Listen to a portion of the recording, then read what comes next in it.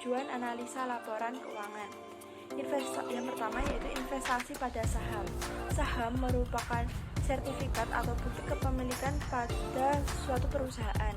Umumnya, investor tidak menyukai risiko sehingga faktor tingkat keuntungan dan risiko harus dipertimbangkan. Yang kedua yaitu pemberian kredit. Kemampuan perusahaan membayar pinjaman serta bunganya. Yang ketiga, kesehatan pemasok. Perusahaan akan mencari tahu kondisi keuangan pemasok agar terjalin kerjasama yang terus-menerus. Pengetahuan ini juga dapat digunakan untuk saat negosiasi dengan pemasok. Yang keempat yaitu kesehatan pelanggan. Perusahaan juga perlu mengetahui kondisi keuangan pelanggan, terutama saat akan memberikan pinjaman atau kredit kepada pelanggan. Selanjutnya adalah kesehatan perusahaan ditinjau dari karyawan. Kemungkinan karyawan tertarik untuk menganalisa laporan keuangan dan ingin mengetahui apakah laporan keuangan atau keuangan perusahaan tempatnya bekerja mempunyai prospek yang bagus. Yang selanjutnya adalah pemerintah.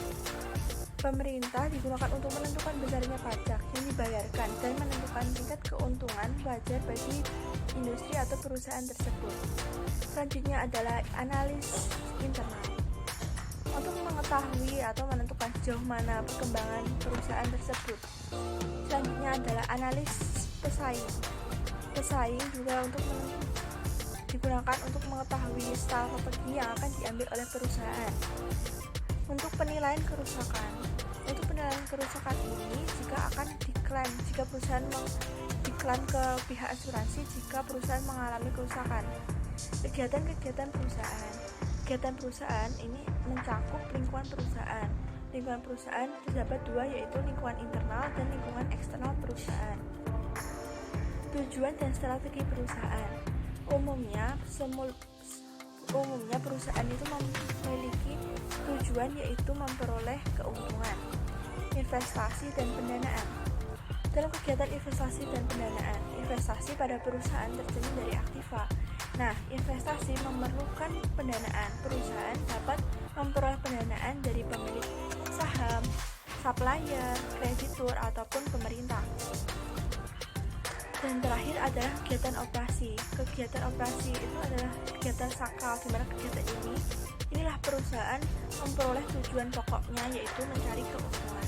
Ini adalah tujuan dari informasi akuntansi. Informasi akuntansi memiliki dua tujuan, yaitu yang pertama, membuat perencanaan yang efektif sekaligus mengadakan pengawasan serta pengambilan keputusan ekonomi yang tepat oleh manajemen. Yang kedua adalah bertanggung jawab kepada entitas para investor, kreditor, serta pemerintah. Kemudian selanjutnya yaitu prinsip dari akuntansi. Yang pertama, prinsip cost atau biaya, yaitu harta atau jasa yang dibeli atau diperoleh harus dicatat atas dasar biaya yang sesungguhnya. Yang kedua yaitu prinsip objektivitas, yaitu harus didasarkan pada data yang dapat dipercaya atau data yang bisa diverifikasi kebenarannya. Dan yang terakhir yaitu konsep entitas atau kesatuan usaha, yaitu suatu organisasi atau bagian dari organisasi yang berdiri sendiri, terpisah dari organisasi lain atau individu. Selanjutnya adalah kegunaan dari informasi akuntansi. Secara umum, kegunaan informasi akuntansi adalah yang pertama, mendapatkan informasi keuangan sebagai dasar untuk mengambil keputusan dengan tepat. Yang kedua, untuk mempertanggungjawabkan manajemen kepada pemilik perusahaan. Yang ketiga, untuk pengendalian perusahaan. Yang keempat, sebagai bahan menyusun perencanaan kegiatan perusahaan. Yang terakhir yaitu mengetahui perkembangan perusahaan dari tahun ke tahun. Selanjutnya yaitu pihak-pihak yang membutuhkan informasi akuntansi. Ada dua pihak. Yang pertama yaitu pihak perusahaan. Informasi akuntansi sangat membantu para pemilik perusahaan untuk mengambil keputusan apakah ia akan tetap menanamkan modalnya, menambah modalnya, mengurangi atau bahkan menarik modalnya dari perusahaan tersebut. Kemudian pihak yang kedua yaitu pihak ekstern. Adapun pihak ekstern ini adalah pihak yang secara tidak langsung terlibat dalam perusahaan.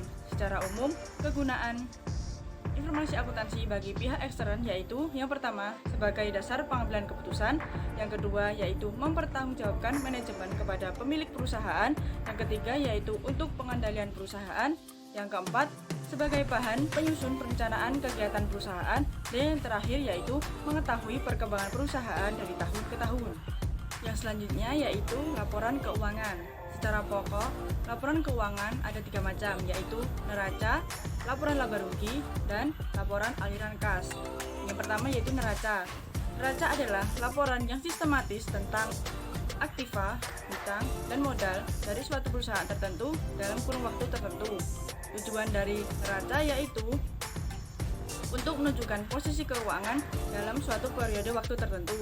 Pada umumnya, neraca terdiri dari 3 bagian, yaitu yang pertama, 1. Aktiva. Aktiva merupakan harta atau kekayaan yang dimiliki oleh perusahaan.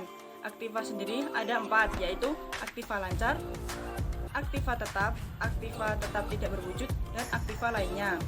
Aktiva lancar yaitu harta atau kekayaan perusahaan yang dapat dicairkan atau dapat diuangkan dalam kurun waktu 1 tahun. Selanjutnya yaitu aktiva tetap, yaitu harta atau kekayaan perusahaan yang fisiknya itu konkret, wujudnya ada, dan dapat digunakan dalam produksi perusahaan dan tidak habis dalam waktu 1 tahun. Selanjutnya yaitu aktiva tetap tidak berwujud, yaitu harta atau kekayaan milik perusahaan yang wujudnya itu tidak berwujud atau tidak konkret, namun dapat digunakan dalam proses produksi perusahaan. Yang selanjutnya yaitu aktiva lain-lain, yaitu harta atau kekayaan yang dimiliki oleh perusahaan selain aktiva tetap, aktiva lancar, dan aktiva tidak berwujud. Jenis aktiva yang kedua yaitu hutang. Hutang merupakan semua kewajiban keuangan perusahaan kepada pihak lain yang belum terpenuhi, di mana hutang tersebut merupakan sumber dana dan modal bagi perusahaan. Hutang sendiri ada 2 macam, yaitu hutang lancar dan hutang jangka panjang. Hutang lancar yaitu hutang perusahaan yang jangka waktunya kurun waktu dalam 1 tahun, sedangkan hutang jangka panjang yaitu kewajiban perusahaan yang pelunasannya dalam kurun waktu lebih dari 1 tahun. Selanjutnya yang ketiga yaitu modal. Modal merupakan hak atau bagian dari perusahaan yang ditujukan dalam pos modal. Laporan keuangan yang kedua yaitu laporan laba rugi.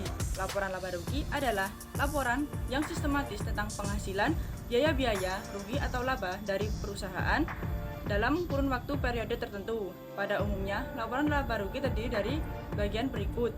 Yang pertama yaitu bagian pertama menunjukkan penghasilan yang diperoleh oleh perusahaan dari usaha pokok perusahaan, yaitu penjualan, harga pokok, dan laba kotor. Yang kedua yaitu bagian kedua menunjukkan biaya-biaya operasional yang terdiri dari biaya penjualan, biaya administrasi, dan biaya umum. Bagian ketiga menunjukkan hasil yang diperoleh di luar operasional pokok perusahaan, yang diikuti dengan biaya-biaya yang terdiri di luar usaha pokok perusahaan. Bagian keempat menunjukkan laba atau rugi dari perusahaan. Laporan keuangan yang terakhir yaitu laporan aliran kas. Laporan aliran kas yaitu catatan keuangan yang berisi informasi tentang pemasukan dan pengeluaran selama 1 periode. Laporan ini sangat berguna untuk mengevaluasi struktur keuangan, yaitu likuiditas dan solvabilitas, serta aktiva bersih perusahaan. Laporan aliran kas terdiri dari 3 aktivitas utama, yaitu yang pertama, aktivitas operasi merupakan laporan arus kas yang terdiri dari kegiatan operasional perusahaan. Aktivitas ini dapat diperoleh dengan memasukkan nilai dari pengaruh kas atau bank pada transaksi yang dilibatkan dalam penentuan laba bersih. Yang kedua yaitu aktivitas investasi. Aktivitas ini berkaitan dengan aktivitas arus kas yang dihasilkan dari penjualan atau pembelian aktiva tetap. Dan yang terakhir yaitu aktivitas pendanaan, merupakan aktivitas kas yang berasal dari pendamahan modal.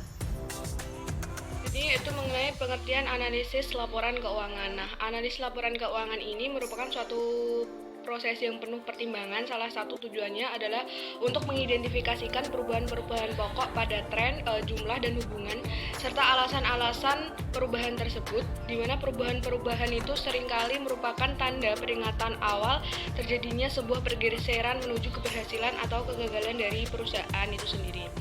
Nah, dalam analisis laporan keuangan ini bersifat analisis yang dibutuhkan tergantung pada permasalahan yang ada dan kebutuhan pemakai laporan keuangan yang masing-masing mempunyai perusahaan dalam rangka penentuan kebijaksanaan perencanaan modalnya. Apakah perusahaan mempunyai prospek yang cukup baik dan akan diperoleh keuntungan yang cukup baik. Nah, para kreditur ini mempunyai kecenderungan untuk menilai laba yang akan diperoleh dan kemampuan perusahaan untuk mengembalikan pinjaman atau membayar beban bunga pada saat jatuh tempo. Yang selanjutnya yaitu mengenai macam-macam analisis laporan keuangan. Nah, untuk macam-macam analisis laporan keuangan, kita mengambil 3 macam analisis. Yang pertama yaitu analisis common size, yang kedua yaitu analisis rasio keuangan, dan yang ketiga yaitu mengenai analisis DuPont system. Yang pertama yaitu analisis common size. Analisis common size ini adalah suatu metode analisis untuk mengetahui persentase investasi pada masing-masing aset terhadap total asetnya, dan juga untuk mengetahui struktur permodalannya dan komposisi perongkosan yang terjadi dihubungkan dengan jumlah penjualannya. Nah, biasanya penyajian dalam bentuk common size ini akan mempermudah bagi pembaca laporan keuangan untuk memerhatikan perubahan-perubahan yang terjadi pada neraca dan laporan laba rugi. Nah, perubahan yang terjadi ini tidak akan diketahui baik atau buruknya tanpa melihat proporsi dari setiap pos terhadap total yang dijadikan sebagai angka dasar perhitungan persentase. Dengan adanya presentasi per komponen pada laporan keuangan sangat bermanfaat bagi penganalisis yang sedang mempelajari laporan keuangan jangka pendek dan hasil usaha perusahaan, khususnya dalam membuat perbandingan di antara perusahaan sejenis dan perbandingan dengan rasio industri. Yang kedua yaitu mengenai analisis rasio keuangan.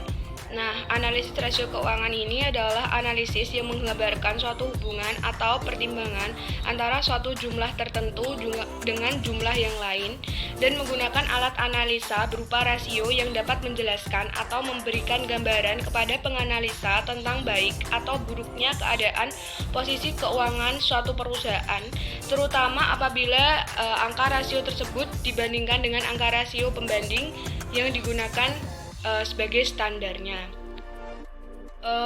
Yang selanjutnya itu mengenai jenis-jenis rasio keuangan. Jenis-jenis rasio keuangan ini ada 6. Yang pertama yaitu rasio profitabilitas, yaitu rasio yang menggambarkan kemampuan perusahaan dalam memenuhi kewajiban jangka pendeknya. Yang kedua yaitu rasio solvabilitas, di mana rasio ini digunakan untuk mengukur sejauh mana aktiva perusahaan dibiayai dengan hutang. Dan yang ketiga yaitu rasio profitabilitas, di mana rasio ini digunakan untuk mengukur kemampuan perusahaan dalam mencari keuntungan. Yang keempat yaitu mengenai rasio aktivitas, merupakan rasio yang digunakan untuk mengukur efektivitas perusahaan dalam menggunakan aktiva yang dimilikinya. Yang kelima yaitu rasio pertumbuhan, merupakan rasio yang menggambarkan kemampuan perusahaan mempertahankan posisi ekonominya di tengah pertumbuhan perekonomian dan sektor usahanya. Dan yang terakhir yaitu mengenai rasio penilaian, yaitu merupakan rasio yang memberikan ukuran kemampuan manajemen perusahaan dalam menciptakan nilai pasar usahanya di atas biaya investasi.